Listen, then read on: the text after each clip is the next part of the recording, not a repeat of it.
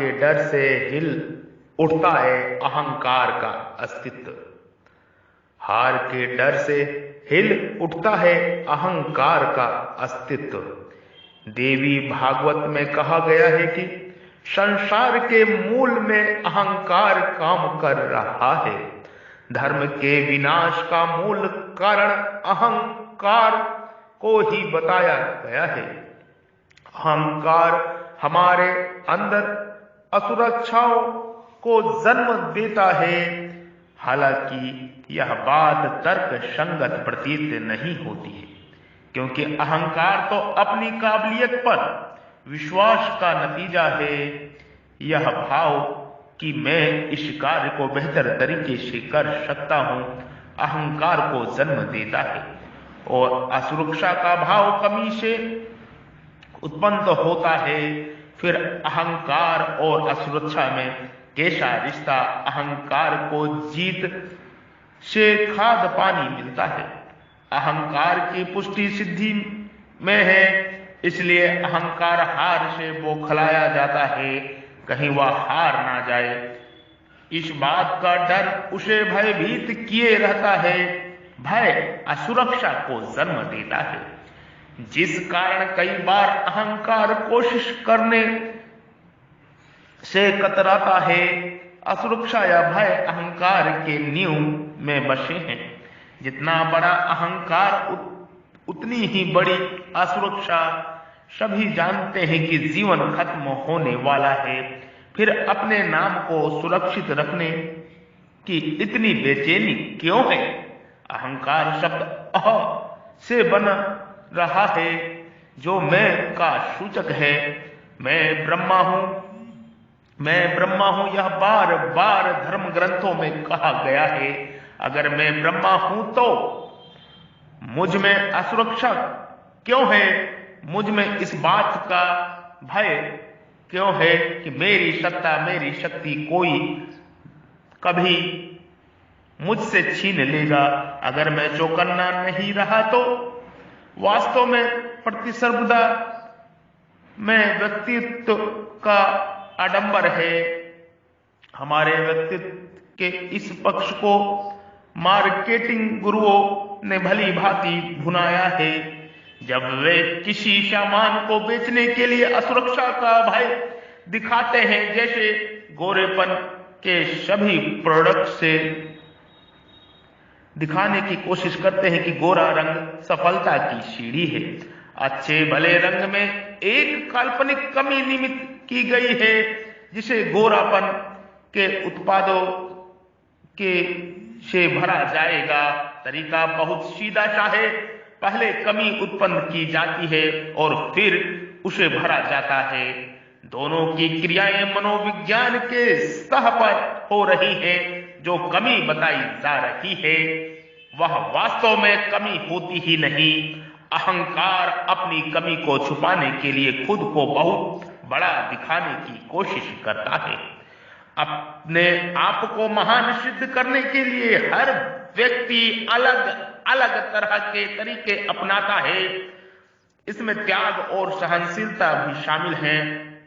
जब भी किसी के व्यक्तित्व में अति का तत्व कार्य कर रहा है, उस समय अहंकार कार्य करता है।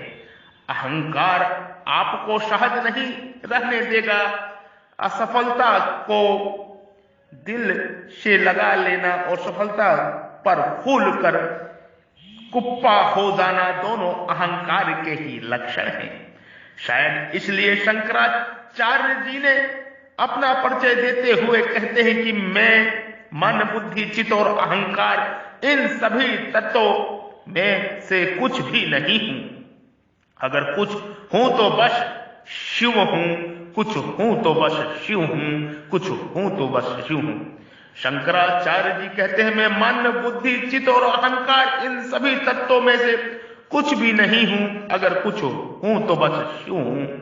क्या अहम ब्रह्मास्मि अहंकार की अभिव्यक्ति है? इसका उत्तर है नहीं। ब्रह्मा और अहंकार एक दूसरे से उतने ही अलग हैं जितने कि दिन और रात। ब्रह्मा सहजता का भाव है। मैं जो हूं, जैसा हूं, उसे पूरी समग्रता से स्वीकार कर लेना। मैं गलतियां भी कर सकता हूं, उन गलतियों के होने पर क्षमा भी उतनी सहजता से मांग सकता हूं।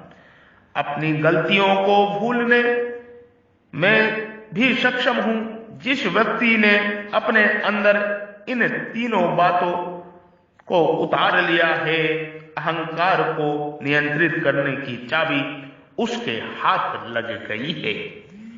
ये ब्रह्म ज्ञान है, ये महान ज्ञान है, ये मोक्ष मुक्ति का ज्ञान है।